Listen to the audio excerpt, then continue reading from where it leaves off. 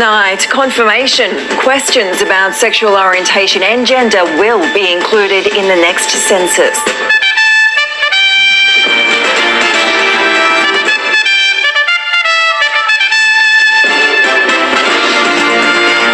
South Australia, a step closer to introducing a ban on children under 14 accessing social media. The Queensland opposition announces it will introduce a public child sex offender register if elected next month. And Australian wheelchair racer Madison De Rosario claims silver in the Paris Paralympics.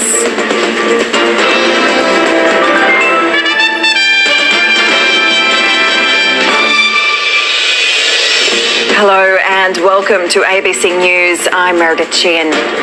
For the first time, Australians 16 and older will be asked about their sexual orientation and gender in the next census.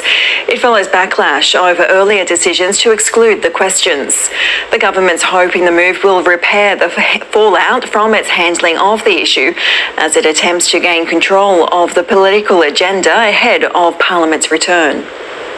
On the census, on message to clean up a mess of the government's making. LGBTIQ plus Australians matter and they will count in the 2026 census. Counting after calculating the political impact of a decision to quietly pull questions on sexuality and gender from the next census over concerns it was divisive, alienating allies and frustrating those within its own ranks. We had good intentions here and we've listened to the community and we've worked with the ABS. The next national survey will now ask Australians aged 16 and over about their sexual orientation and gender, with the option not to answer. And on the back of advice from the Australian Bureau of Statistics, it will exclude any questions about variations of people's sex characteristics. Initially seeking to appease anger, Prime Minister Anthony Albanese had said one question would be included. The Treasurer today clarifying it will be a whole topic, with details to be determined at a later date. The ABS will work out the questions themselves. The government doesn't write the questions. This is a sensible and moral course of action. For the very first time in Australia, crucial data about some of the most vulnerable populations in this country will be collected. The decision fulfills a promise Labor made to the party faithful, with the government also hoping it will put an end to the politically damaging saga. Our values around this have always been very clear. We seek to include everyone. We're in the middle of a cost of living crisis and have now had a 2-week-long internal debate about questions on the census in 2 years' time. In trying to avoid a culture war, the government unwittingly started one. And now, with the census issue seemingly resolved, Labor will use the return of Parliament this week to try to gain control of the agenda, with a focus on the economy. It'll also seek to win over the coalition in its bid to overhaul funding of the aged care sector and create a federal environment watchdog, trying to break the deadlock to secure political wins. Stephanie Dalzell, ABC News, Canberra. In a national first, legislation is to be introduced in South Australia to ban children under 14 from using social media platforms. The proposed laws would see duty of care thrust into the hands of media companies. But many questions still surround the model, which may set a precedent for other states to follow. 276 pages detailing the potential online future for South Australian children. It should not be open to governments to bury their heads in the sand and pretend that social media isn't doing our children harm when we know it is. Under a bill proposed by the state government, social media companies would have to take all reasonable steps to prevent children younger than 14 from accessing their platforms, or they could face fines in the millions of dollars. The state should go down the path of imposing a statutory duty of care on social media service providers. A regulator would be appointed to oversee the system and issue fines, but details around the duty of care on companies is still unclear. Young people will have to prove in some way their age if they do want to use these social media platforms.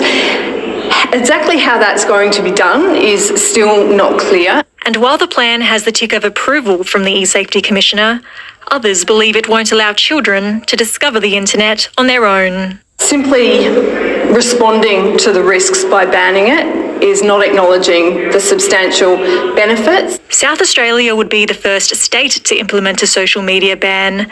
And while some think it should fall to the Commonwealth, other states are showing interest. If we can progress it at a state-by-state level, then we'll look at doing that here. We want to let kids be kids.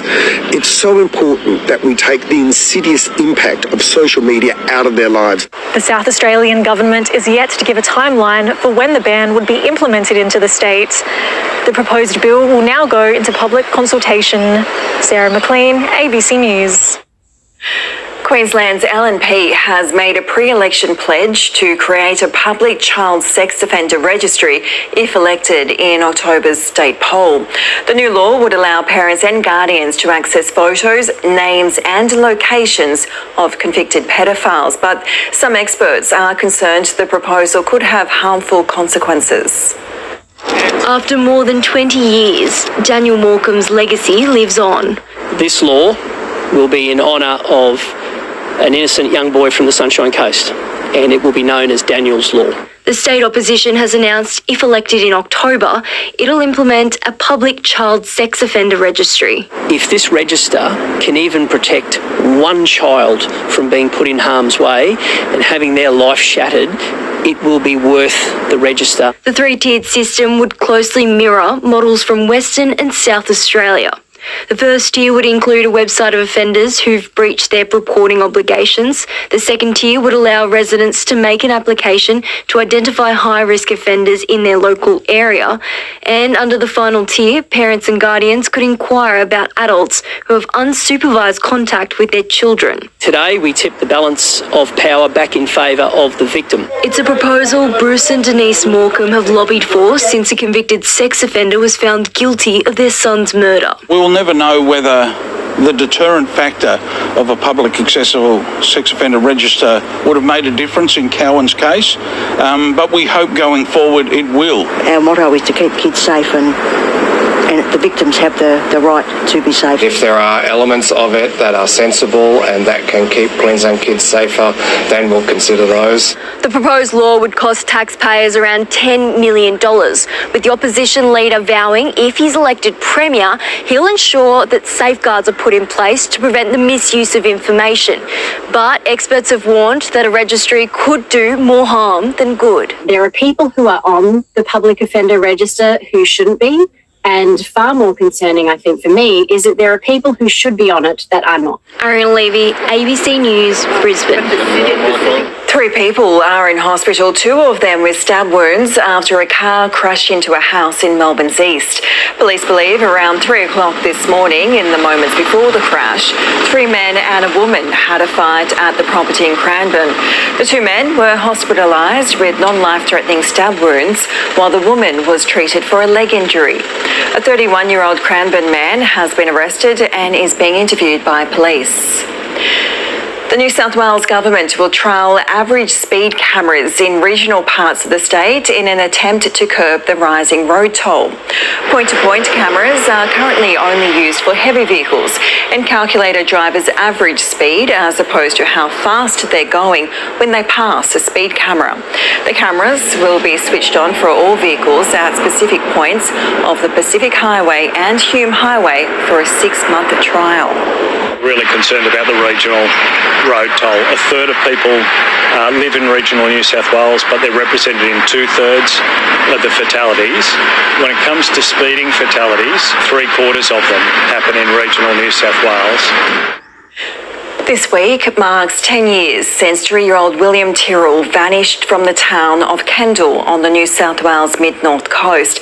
It's a case that's captivated the nation and frustrated police, who have so far failed to find out what happened to the little boy in the Spider-Man suit.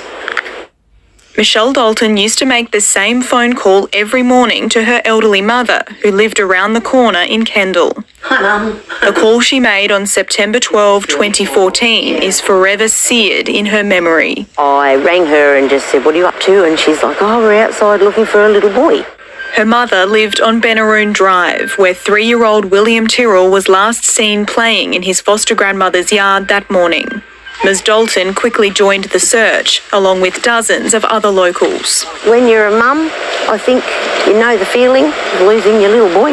And yeah, we were just all desperately looking for this little boy. In those crucial first few hours and days, police assumed William had simply wandered off into the bush or into a nearby property. But as the search widened and the days ticked by, it became more difficult to ignore other possible scenarios. We have no indication whether young William is out in the bush or whether other forms of human intervention are involved. In the 10 years since, there have been multiple forensic searches in and around Kendall, which have all failed to find any significant physical evidence. The coronial inquest has dragged on for more than 5 years and heard testimony about multiple persons of interest, but no charges have ever been laid. In recent years, the Strike Force has publicly identified William's foster mother as their prime suspect, but she has also never been charged over his disappearance and denies any knowledge of what happened to him. If the police had enough evidence to charge William Tyrrell's foster mother in relation to this, then that would have happened by now.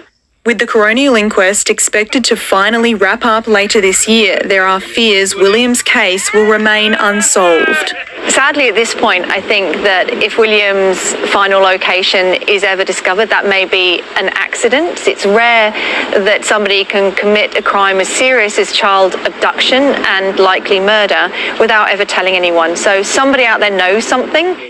For those in the Kendall community, William's case has a lasting impact. It's got a terrible stigma hanging over it, and you can go anywhere in Australia and mention Kendall and they all know that that's where little William Tyrrell disappeared from. A once happy little boy who may never be found. Leah Harris, ABC News, Sydney. Super Typhoon Yagi has heavily damaged areas of northern Vietnam after ripping through the Philippines and China. The typhoon first made landfall in the Philippines before making its way to China's Hainan province on Friday. 22 people have been killed, a number which is expected to rise, with winds of more than 200 kilometres per hour smashing homes and ripping trees from the ground. Typhoon Yagi is the most powerful storm recorded across Asia this year. Vietnam has deployed 450,000 military personnel in rescue and recovery efforts and evacuated 50,000 civilians. 3 Israelis have been shot and killed at the border crossing between the occupied West Bank and Jordan. Israel's military says a gunman approached the crossing from the Jordanian side in a truck and opened fire at Israeli security forces, who then killed the assailant. Jordan has closed the border crossing as it investigates the shooting. Protesters have turned out in record numbers in Israel, demanding the government reach a deal to release hostages held in Gaza.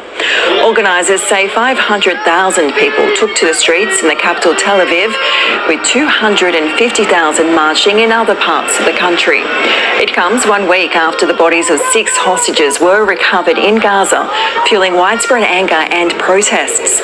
Meanwhile, ceasefire talks have stalled amid Israel's demands for continued control over land near the Gaza-Egypt border. We cannot wait any longer. It's been enough, 11 months exactly today, that the people are dying in the tunnel. We cannot let it happen. We cannot go on with our life.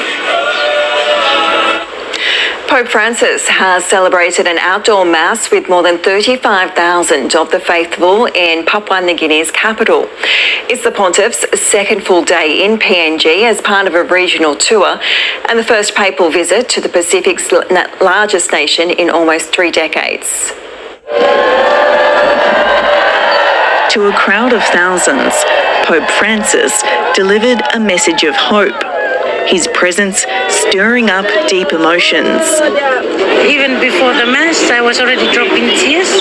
Having him here in PNG, I'd say it's a blessing.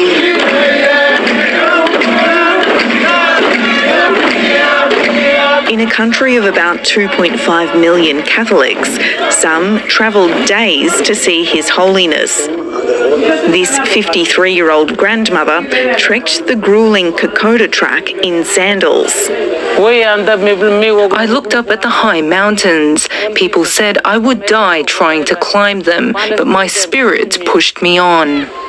Despite being partially paralysed in one leg, Nicky Domas walked hundreds of kilometres from his home in the Highlands. If it was a Prime Minister or King or Queen, I wouldn't come to Port Moresby. But this is my father, and I want to be healed. Some came from even further afield, including Australia. We wanted to come up and support our religious up here, and of course to be with the Pope, hear the Pope in person. It's really inspiring. During his visit, the Pope has called in particular for women's rights in a country where violence against girls and women is estimated to be twice the global average.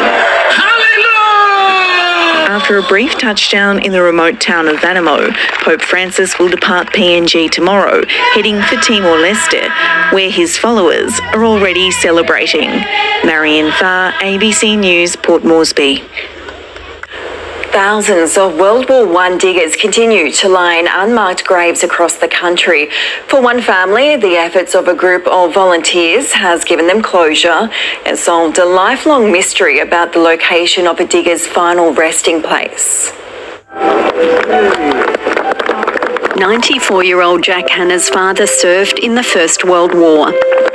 Private Richard Hanna was lucky to return home, and he died decades later when Jack was a teenager.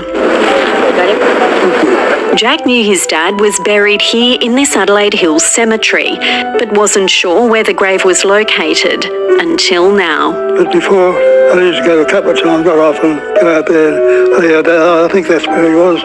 I couldn't tell. We didn't know for sure, just perhaps where that was his dad, but he will know now. It's a way of giving these men the recognition that they so long have not had. All right, so we are after Crookshank. And these volunteers are on a sombre mission of finding the forgotten graves of World War I veterans. All right, that's Featherstone on that side, Hopkins on that side. They take on countless cemetery visits and detailed archival research with the hope of honouring those who served with an official service and headstone.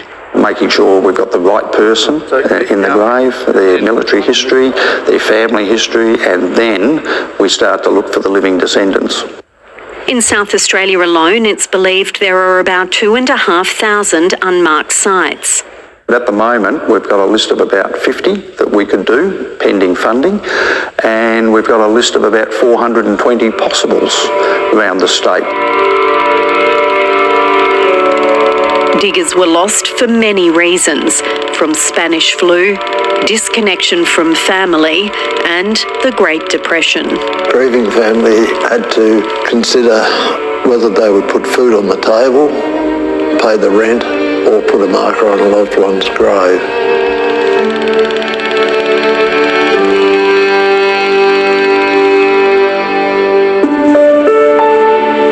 The plight of the lost soldiers is inspiring Adelaide school students to lend a helping hand, looking for unmarked graves and getting a hands-on history lesson along the way. We're just researching a nurse that was involved in World War I. Her name's Edith Cox. And yeah, this is her gravesite. So we're just having a look at the damage that's being made and how we can hopefully repair and restore it.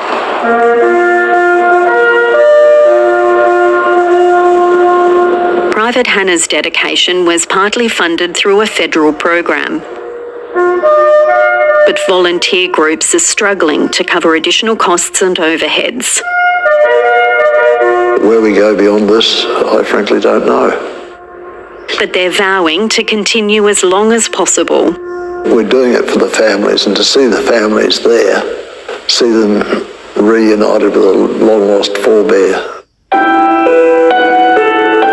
For the Hannas, it's invaluable work that has made a difference to their family and a soldier who served. I'm just pleased that he's been recognised for what he's worth. He's not forgotten. It's a wonderful thing that is happening, that all these soldiers are being recognised. Yes, they earned it. They really did. But to us as a family, it's been a great thing. They sound just like my dad. Kids couldn't see it at all. Emma Masters, ABC News.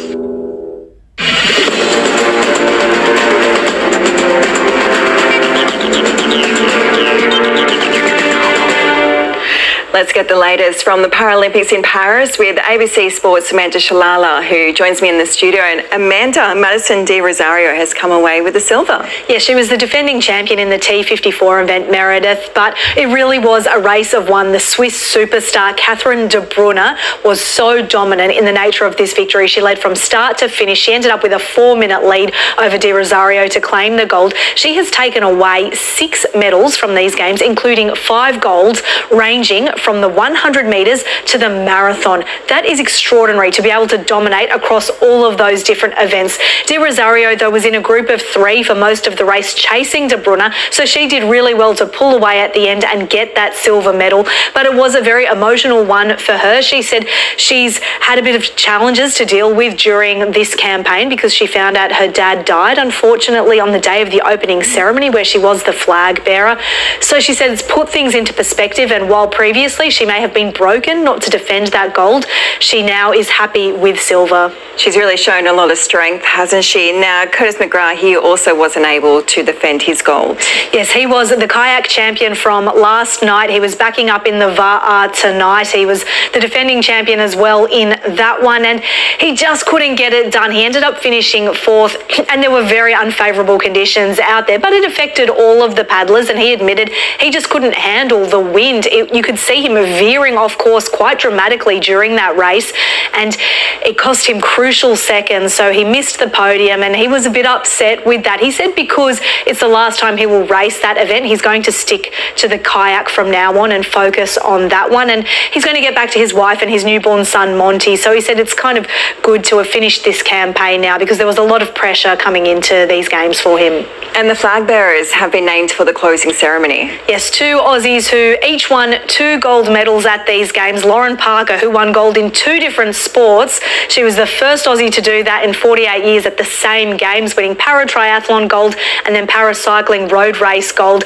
And James Turner, who defended his 400 title and broke his own world record as well in the process, and he also won the 100 metres T36 as well. So I think 2 very well-deserving athletes carrying the flag into the Stade de France tomorrow morning. Yes, that's great. Thanks, Amanda. Thanks, Meredith. The Knights have secured the finals place in the NRL's top 8 after denying the Dolphins a fairy tale finish under Wayne Bennett in their 2nd season. The 2 sides were jostling for a date with the Cowboys, with next week's finals matchups now officially locked in. Not a spare seat at a sold-out Hunter Stadium to witness do-or-die football a week early. This is sudden death, the final game of the regular season. The sides went set for set until the deadlock looked to be broken 22 minutes in. Here's Trey Fuller into a hole. Well, hold on.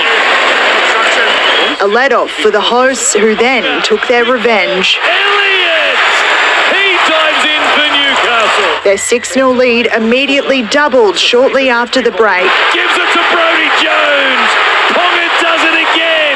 But Ponga was then the victim of the Dolphins' frustrations, with captain Jesse Bromwich paying the price for this hit. Yeah, you're on report. In the bin for 10. A late try to Hamiso Tabuai-Fidow gave the visitors hope, but the Knights held on to set up a battle with the Cowboys in Townsville. What a performance it has been. Earlier at a sold-out Brookvale, a home final was on offer for the Sea Eagles. But the Sharks were determined to enter next week in red-hot form, turning their 16-8 half-time lead into a 40-20 win. He's on his way again. Brett Nickera. Last night, the Panthers withstood a gritty Gold Coast side to lock in a top 2 finish and a home qualifying final. It didn't sort of look like we wanted it to look like, but yeah, the main thing was to win the game. And, yeah, that's what we did. The Roosters await next week. Jessica Stewart, ABC News.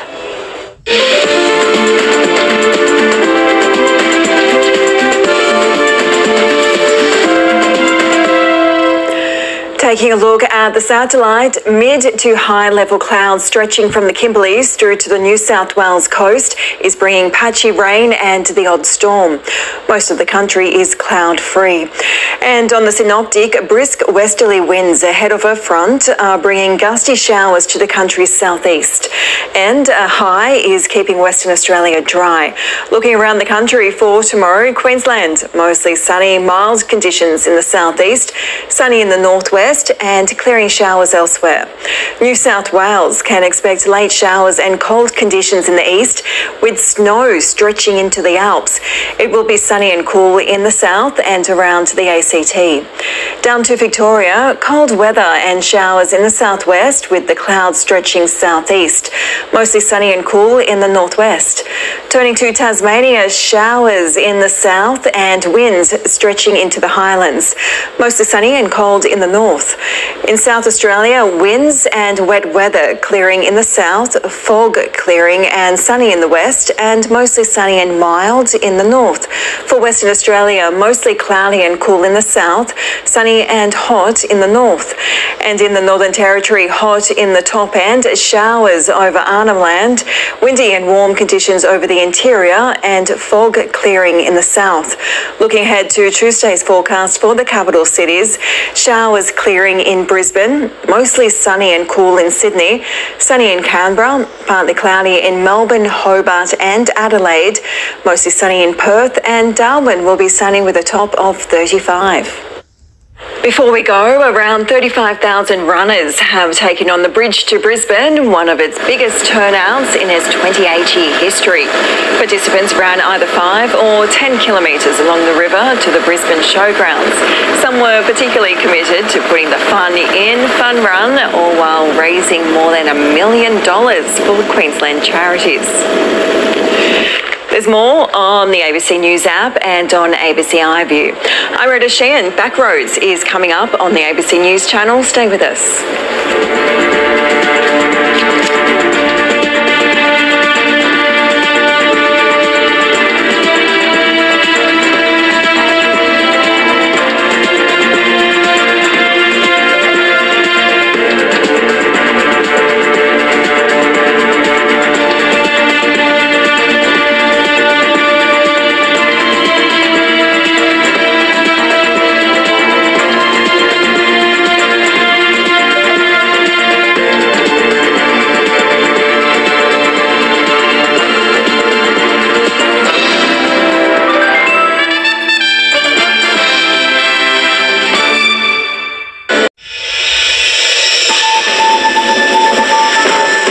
Today, the findings from a landmark Royal Commission into Defence and Veteran Suicide due to be handed down.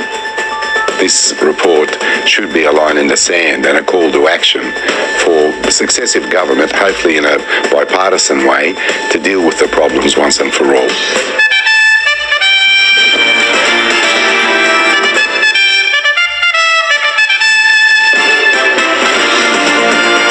Also ahead, 3 children under the age of 5 fighting for life after a house fire in Melbourne. Exceeding expectations, nearly 450,000 children in Gaza received their first polio vaccination. And au revoir Paris. The Paralympics wrap up with Australia finishing 9th on the medal tally.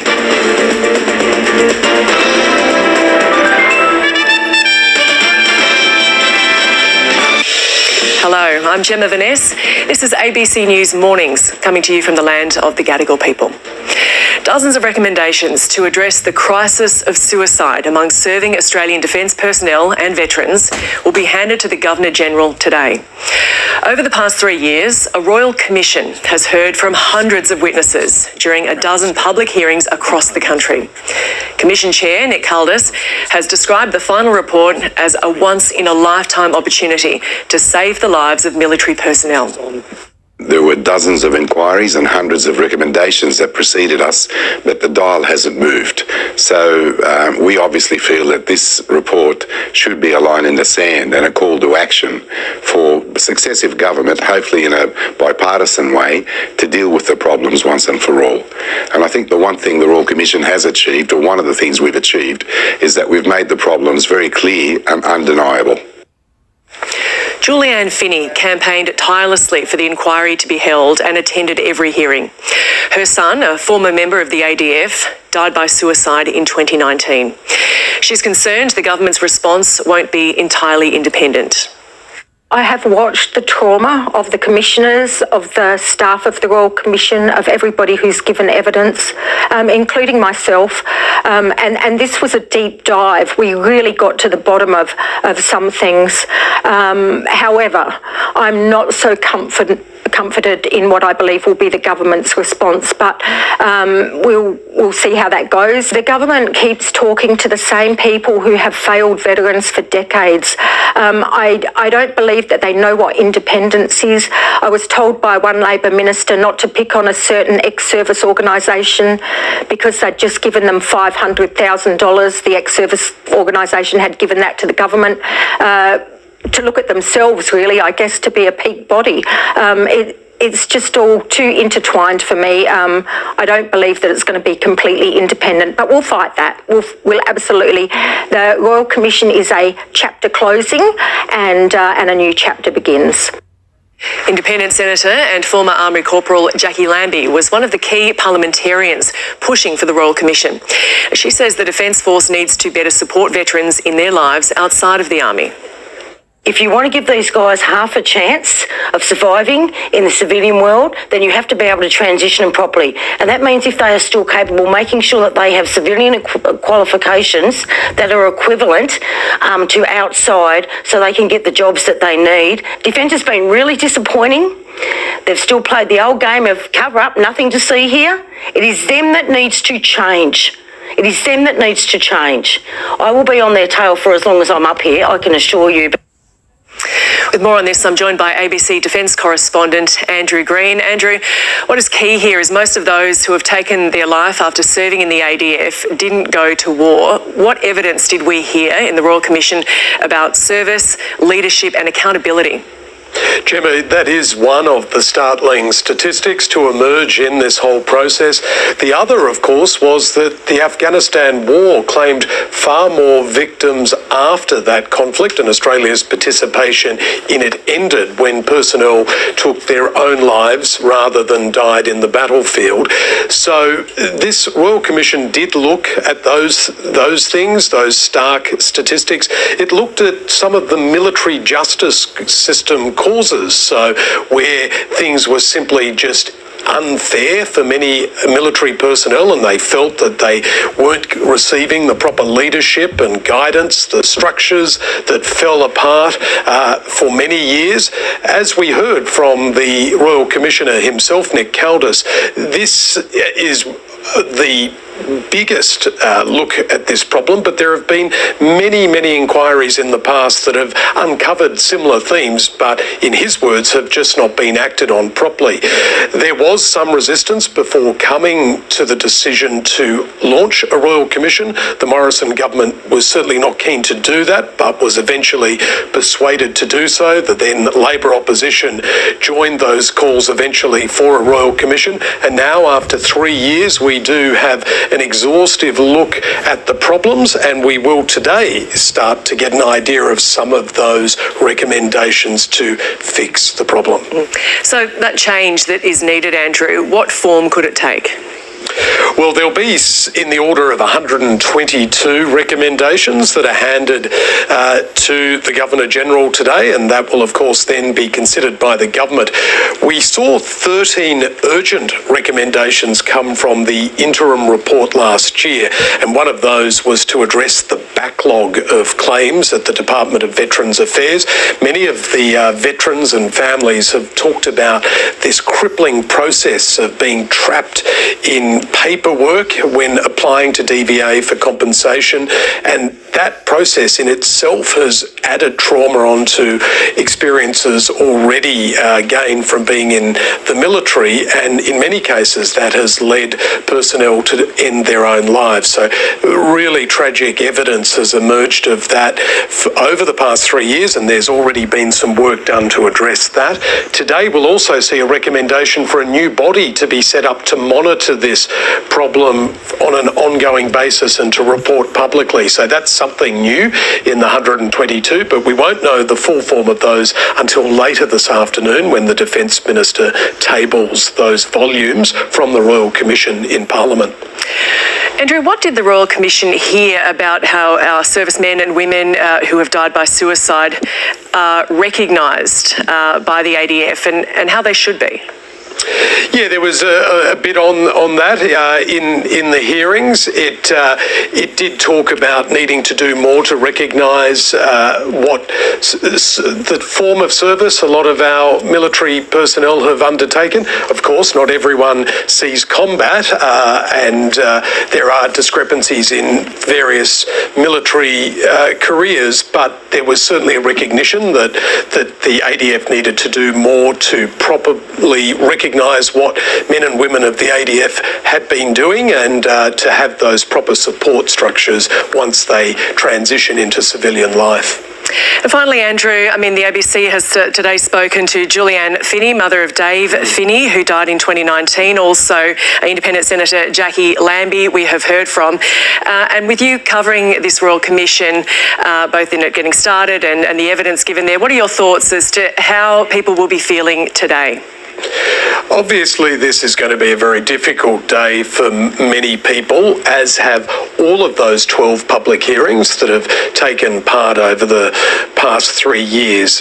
Hearing the evidence is quite confronting. It's something that the Royal Commission itself has been very conscious of and has provided plenty of support. The two women that you mentioned, of course, are here today for this historic handing over of that final report from the Royal Commission, 3 Royal Commissioners who have been tasked with going through almost 6,000 submissions. So Julianne Finney, she was the leading voice to set up this Royal Commission. She was very public in her stoush with the then Prime Minister Scott Morrison, but she pushed for this. Now her new battle, as she puts it, is to ensure that the new government that is receiving these recommendations delivers on exactly what has been recommended. ABC Defence correspondent Andrew Green, thank you. Thank you. And if you or someone you know is experiencing distress, please contact Lifeline on 13 11 14.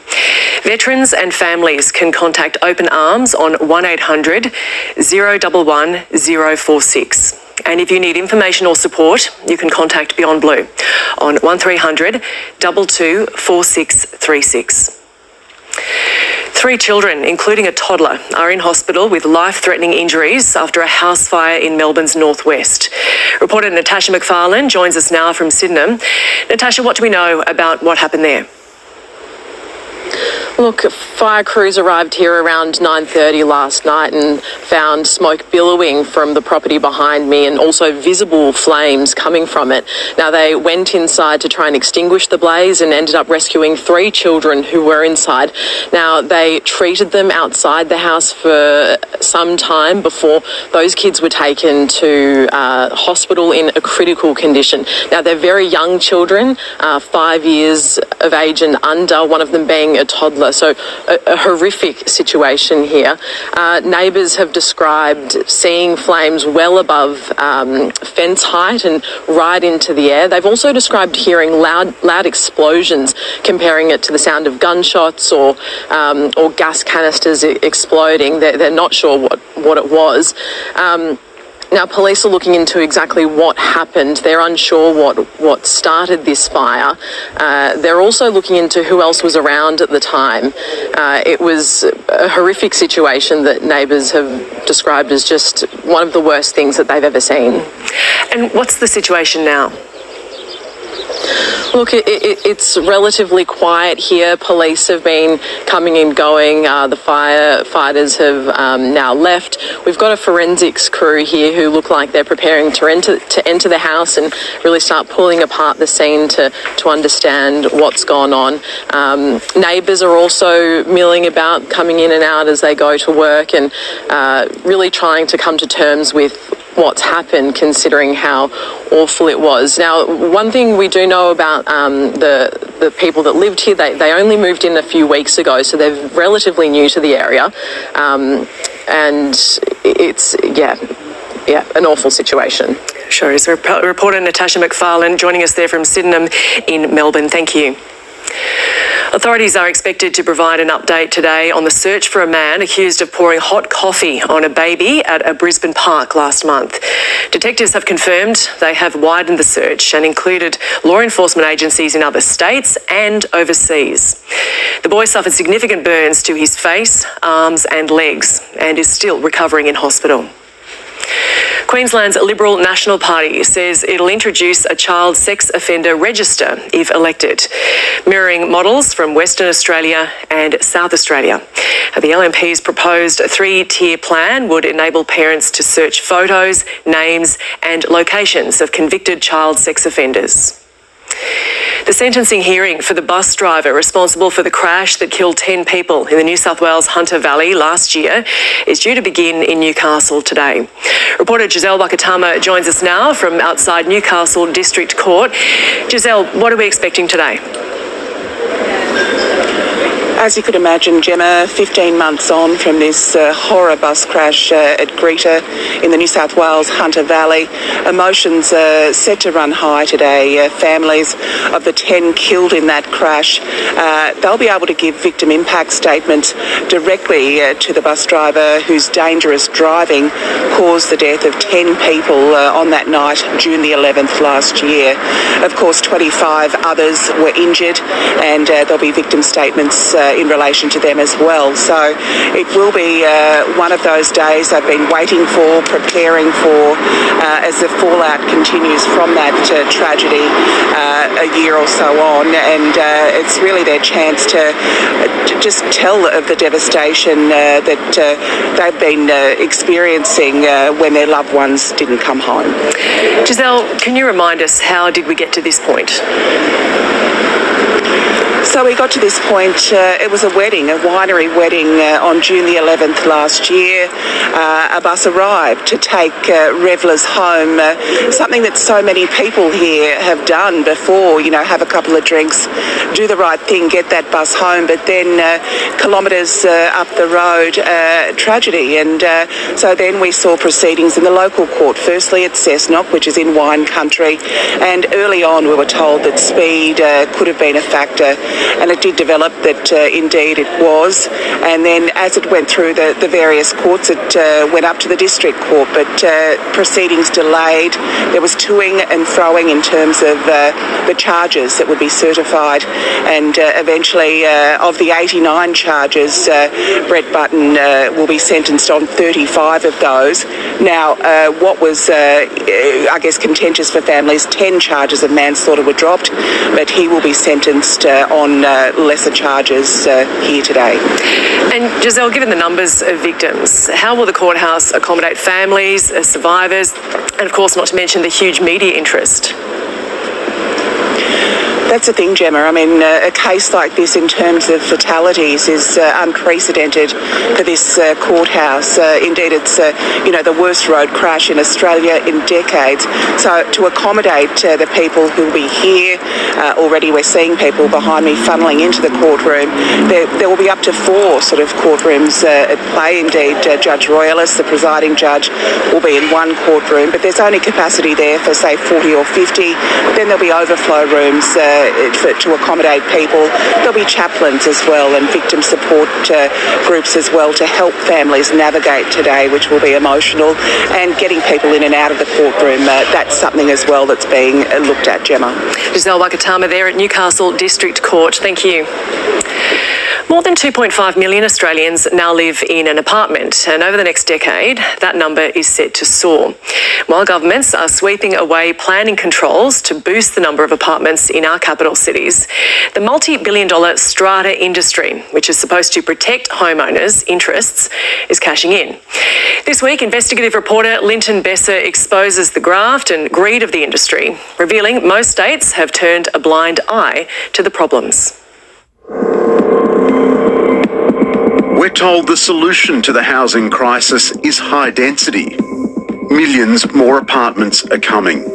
It's really hard as a teacher and a single mum to be able to afford a property, so kind of having an apartment or a unit was a way for us to get into the housing market. The companies hired to manage these buildings are cashing in to the tune of $7 billion a year. But this strata industry is trapping apartment owners in a nightmare. It's the hidden costs. It's the random mismanagement costs that you know nothing about. Across the country, governments have failed to keep up. There is no question we need to do a better job of regulating strata. And they're not protecting owners. The government's got to invest in this. It's all going to hell in the handbasket. Earlier this year, we asked you to tell us your stories about living in strata. Thousands of you responded. This is the spreadsheet that we produced, which documented every invoice that had been paid without our authorization. With horror stories of graft and greed. Wait, why do you say that? You're a scumbag, that's what you are. Hey guys, we just got shafted. It's just like a Pandora's box opened up and it was like one thing after the other. Payments made for services not provided, and then...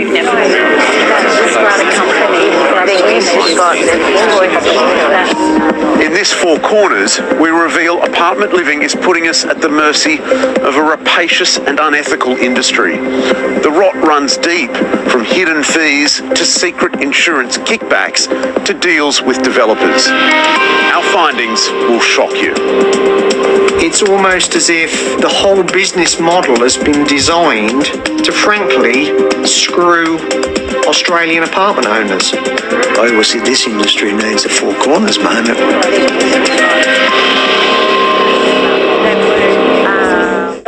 And Linton Besser joins us now in the studio. Linton, thank you. Now, when you put the feelers out for this story, you received quite the response, didn't you? Can you tell us about that? Yeah, thousands of people. We were completely inundated, and all of the complaints were really well credentialed, documented, really serious people who were at their wits' end, Gemma, about their strata manager, frustrated by unfair contracts, hidden fees, secret charges, deals on their insurance, a whole raft of ways in which this industry tends to exploit the ignorance and the busyness of voluntary members of executive committees who are running these buildings.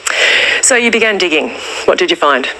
Well, all of those things are kind of chronic, and what has happened is apartment buildings have become more and more complex. More and more of us are living in apartment buildings, and huge amounts of money are going into it, but governments haven't kept up. The regulation of the sector has been way behind these kind of advances, if you like, of the industry. In most states in Australia, Gemma, there is no regulator. There is no licensing scheme. And in that kind of shadowy place, all of these kind of schemes have really flourished. So this is the Four Corners moment, as we heard there. The story airs tonight, but already there are calls from the ACCC for a ban on strata insurance commissions. Can you tell us about that? Well, one of the main ways that the strata industry earns money is by taking a kickback, if you like, a share of the premium that owners pay to insure their building, and that's been controversial for a long time. In tonight's Four Corners, you'll see there's also a second way that strata managers are earning some of that money, by having a joint venture scheme with big insurance companies to take a profit share as well. And yeah, Gina Cass-Gottlieb says all of these commissions and rewards and kickbacks, they're inflating the cost of insurance, and they're driving strata managers to act against the interests of their clients, the people who own buildings. And she's said it's self-evident that all of these things should be banned. And we've got the New South Wales Strata and Property Services Commissioner John Minns has been stood aside. Why is that? He has. We interviewed him, I think, about 10 days ago now, and what we discovered was that he had told the public in 2021 that he'd sold his interests in a major real estate and strata company before he was appointed as part of the regulatory system in New South Wales. In fact, he hadn't sold all his shares. He still owned, through his family trust, $750,000 worth of shares in this company. And after revealing that and interviewing him about that, he was stood aside, and the New South Wales government is now appointing some outside firm to investigate his disclosures. What regulation do we need to see? Well, I mean, what Gina Cass-Gottlieb says is insurance commissions should end. A lot of people talk about that, and all of these commissions and kickbacks that strata managers get from everyone, from the bloke who mows the lawn through to the plumber or the guy who writes the compliance certificate on an engineering report. All of these things should end, and that really strata firms should charge a management fee directly to their client, a bit like a lawyer and an accountant. They're not allowed to take kickbacks from any of the people that they hire on your behalf, so why should strata managers? And, I mean, as you said in that story, 2.5 million Australians living in apartments, the number set to soar. So as individuals, what can they do to protect themselves? Well, the advice that I've asked for on that question from all the experts is be vigilant. Don't accept anything that you're being told. Ask for the ledger, ask for the invoices, actually sit down and scrutinise them. Unfortunately, it requires a bit of dedication and a bit of homework, but in the absence of proper regulatory action in most states in Australia, we're kind of on our own. Linton, thank you. And you can catch the full episode of Four Corners tonight at 8:30 on ABC TV or anytime on ABC iView. Ukraine has claimed a major victory in its cross-border incursion into Russia, but it's been losing ground on its eastern front. Moscow has continued its march towards the strategically important town of Pokrovsk, displacing tens of thousands. Europe correspondent Catherine Diss reports from the town. At a secret training camp in Ukraine's east, these conscript soldiers are preparing for battle. Land-Lease, good gun. What's most striking about the group is their age. They're in their 40s and 50s. Ukraine is running out of soldiers. In some battles, they're outnumbered 4-1. We are worried. Everyone is worried. No one knows but God what will happen to us tomorrow. This group will deploy to the most consequential skirmish this year, the battle for Pokrovsk. Ukraine's been losing ground since it rerouted troops to invade Russia in August. It seems to me that it would be better if we concentrated these forces completely on the defence of this direction, so as not to miss any breakthroughs or advances in this direction, and ideally to push them to the borders. Taking the town of Pokrovsk is strategically important for Russia. That's because this road is the only one in and out of Dnipro, a key transport and logistics hub in Ukraine's industrial heartland, and a prize Vladimir Putin has tried to take since he annexed Crimea in 2014.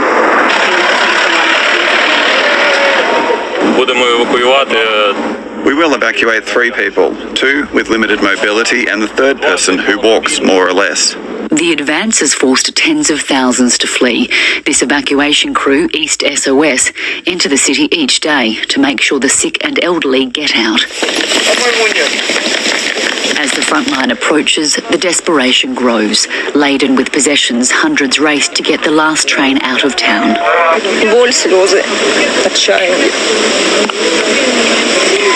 Pain, tears, despair, but we hope for the best. God will help. The displaced are being taken to larger cities further west, including Dnipro. This is a place to sleep. There's silence and they feed us. Before that, I did not eat anything at all for 10 days. Every morning I opened the house and there was fog from shelling. The residents here want to return home. They're just not sure what will be left. Catherine Diss, ABC News, Pokrovsk. Israel says 3 civilian security guards have been killed by a gunman at a border crossing between Jordan and the occupied West Bank. The attacker was shot dead by Israeli forces, and the Allenby Bridge crossing is now closed. The day started with a deluge of 50 rockets fired into northern Israel by Lebanon's Hezbollah. Then Maher Jazi, a 39-year-old Jordanian truck driver, is said to have left his lorry at the Allenby Bridge border crossing before opening fire on civilian border staff, killing 3 before being shot himself. Israel's Prime Minister had this to say.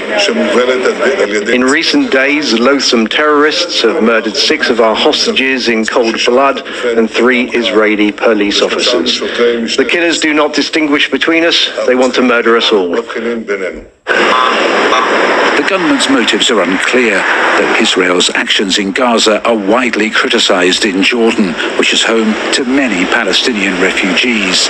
Mr. Netanyahu also called for unity, but that's something that's going to be hard to achieve in this deeply divided country.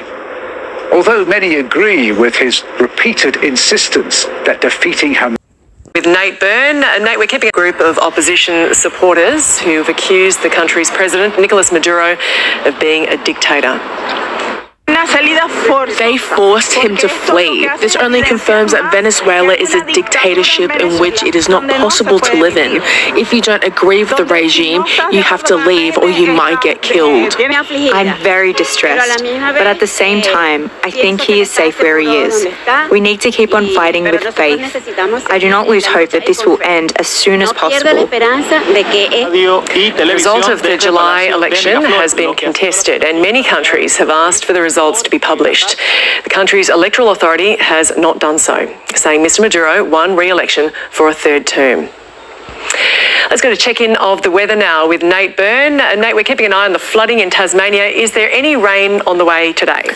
There is, unfortunately, Gemma. Morning, but in relatively good news, we're not expecting to see much for the gauges, so good there. So minor flooding still going on several rivers. We've got flood warnings on for, I think it's 8 rivers at last count, and a broad area under flood watch through northern, northwestern, western and southern parts of the state.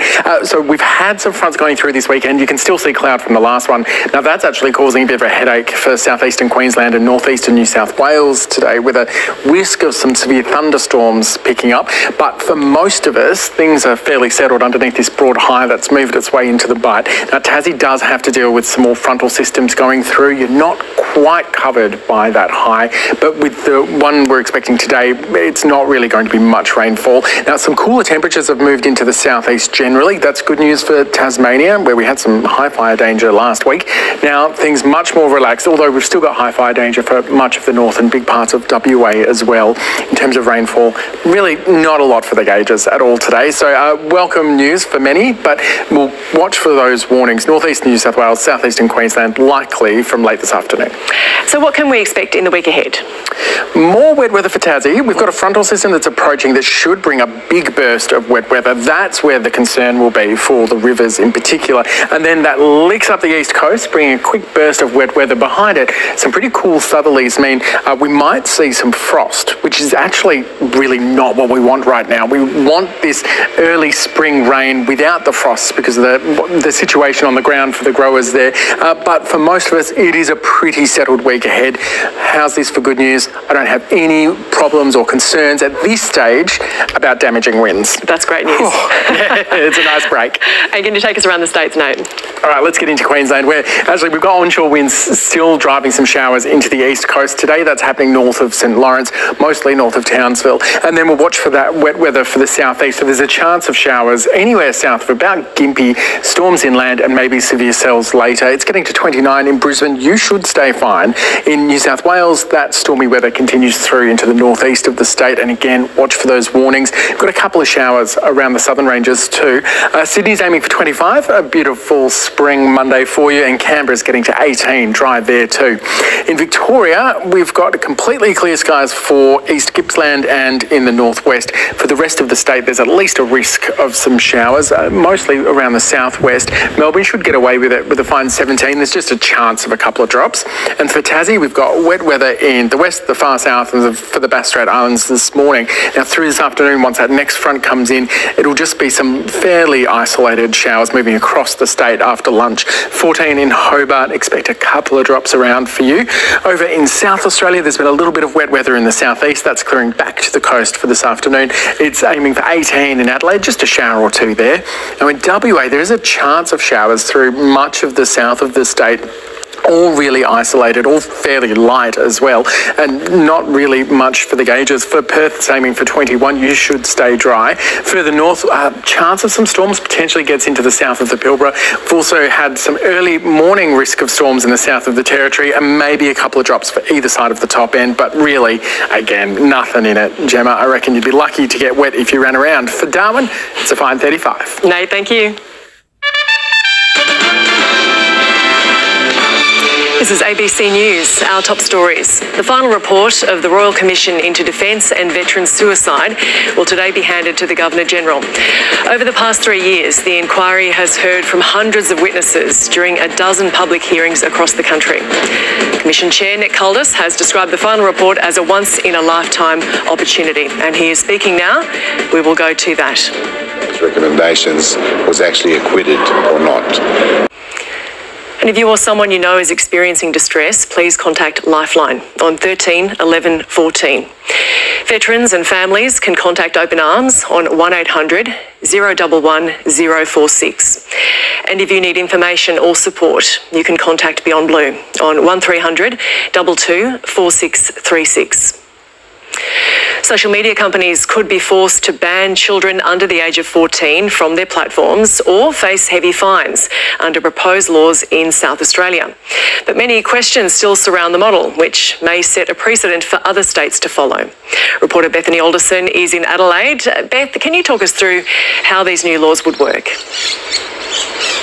Yeah, good morning. This proposal follows a 4-month review from former High Court Chief Justice Robert French. The South Australian Government has now released a 276-page report outlining its legislative plan, which would mean that social media companies have a duty to prevent access to their services to children within restricted age groups. There would be a complete ban for children under the age of 14. Meanwhile, 14 and 15-year-olds would need parental consent to join social media.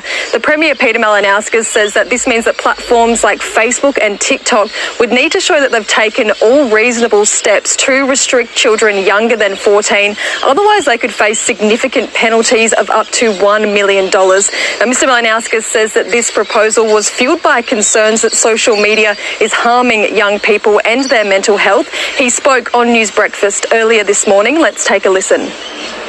It's about putting the obligation upon these companies themselves. You know, this shouldn't be up to parents or children or even governments. The government should be able to impose the obligations upon the services that are quite frankly profiteering out of addiction. We know that something is up here. We know that these companies industrialise the addiction for their own purpose to respond, and that's what we're going to do here in South Australia, and I hope the rest of the country is able to get on board.